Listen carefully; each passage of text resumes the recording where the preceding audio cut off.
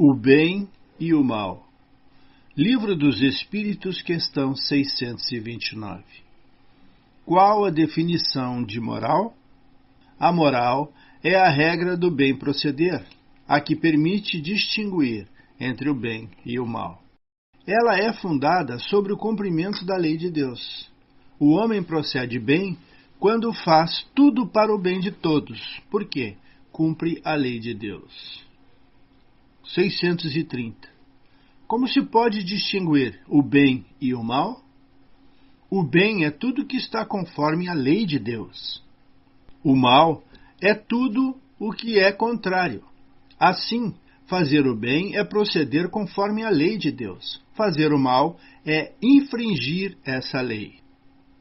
No livro O Mestre na Educação, pelo Espírito Vinícius, no capítulo 13, nos diz: o bem, como a saúde, é o estado natural do espírito. O mal não faz parte da natureza íntima do espírito. É antes uma anomalia, como as doenças. No livro O Problema do Ser, do Destino e da Dor, de Leon Denis, lá no capítulo 18, nos diz: o mal é apenas o estado transitório do ser em via de evolução para o bem. O mal é a medida da inferioridade dos mundos e dos indivíduos, e também a correção do passado. O mal, a dor, o sofrimento, atributos da vida terrestre, têm forçosa razão de ser. É o chicote, a espora que nos estimulam e nos fazem andar para frente. O mal não tem, pois, existência real. Não há mal absoluto no universo, mas em toda a parte a realização vagarosa e progressiva de um ideal superior. Todos trabalhamos para desenvolver em si, à custa de imenso esforço, a sensibilidade, o sentimento, a vontade e o amor. Livro dos Espíritos, questão 631. O homem tem por si mesmo meios de distinguir o bem do mal? Sim, quando crê em Deus e de fato quer saber por quê. Deus lhe deu a inteligência para distinguir um do outro. 632. O homem sujeito ao erro como está, não pode se enganar no julgamento do bem e do mal e acreditar que faz o bem quando na realidade faz o mal? Jesus resumiu assim: o que quereis que os homens vos façam, fazei-o também vós a eles. Assim, não se enganeis sobre isso. 633. A regra do bem e do mal, que se poderia chamar de reciprocidade ou de solidariedade, não pode se aplicar à conduta pessoal do homem para consigo mesmo. Ele encontra, na lei natural, a regra dessa conduta e um guia seguro? Quando comemos em excesso, isso faz mal. Pois bem, Deus dá a medida daquilo que precisamos. Quando a ultrapassamos, somos corrigidos. Ocorre o mesmo com tudo. A lei natural traça para o homem o limite de suas necessidades. Quando a ultrapassa, é corrigido pelo sofrimento. Se o homem escutasse em todas as coisas a voz que diz basta, evitaria a maior parte dos males de que acusa a natureza. 634. Por quê? O mal está na natureza das coisas? Eu falo do mal moral. Deus não poderia ter criado a humanidade em condições melhores? Os espíritos foram criados simples e ignorantes.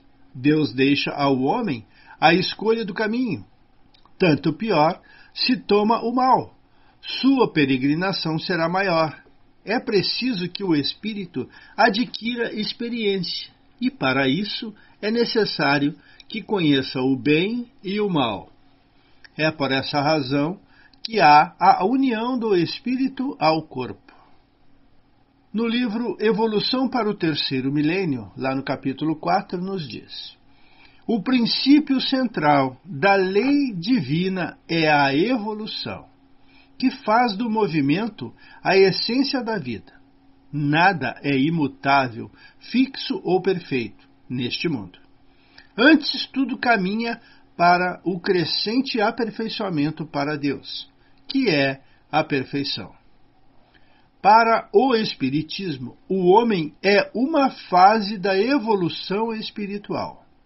A renovação regular é uma necessidade imperiosa para manter o poder criador do espírito.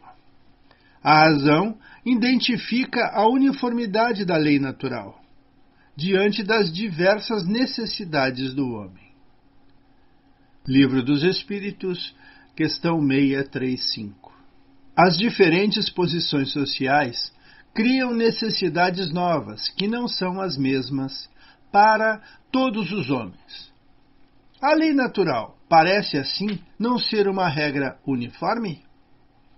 Essas diferentes posições estão na natureza da vida do homem e de conformidade com a lei do progresso.